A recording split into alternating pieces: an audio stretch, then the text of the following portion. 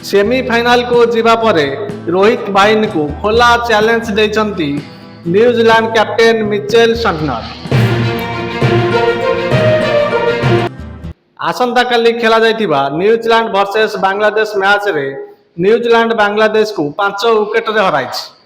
बांग्लादेश प्रथमे बैटिंग करी 240 run score करथिला बेले न्यूजीलैंड 46.1 ओवर रे एई सहज विजय हासिल करछि। दर्शक बंधु मैच पर इंडिया एवं न्यूजीलैंड मैच को नहीं कौन कही न्यूजीलैंड कैप्टेन मिचेल सटनर आसतु नजर पकाइबा। सटनर कही कि भारत विपक्ष मैच अलग प्रकार चैलेंज देव और सेठारे विकेट याठारु भिन्न सेठारे स्लो पिच देखा मिलिबो। एथि सहित से आईसीसी इवेंट रे न्यूजीलैंड एवं भारत विरुद्ध रे थिबा रेकर्ड कथा कहते।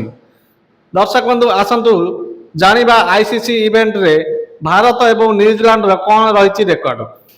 दर्शक बंधु ए पर्यंत न्यूजीलैंड आईसीसी इवेंट रे भारत विरुद्ध रे दबदबा रखी सब भारत विरुद्ध रे बाधा साजिची न्यूजीलैंड। आसतु जानिबा दर्शक बंधु ए पर्यंत world cup ODI world cup खेला जाइतिबा 10टी मैच रे मात्र 4टी रे विजय हासिल करिछि इंडिया, 5टी रे पराजयर बरण करने को पड़ी।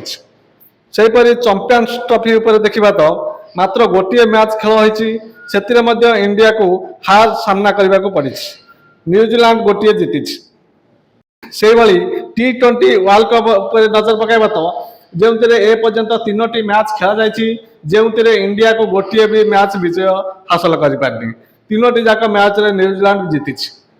सेहीपरि टेस्ट चैंपियनशिप उपर नजर पकाइबा तो ए पर्यंत 5टी मैच खेला जाइतिला बेले मात्र गोटे रे भारत विजय हासिल करिछि, जहाँकि 3टी मैच रे न्यूजीलैंड विजय हासिल करिछि।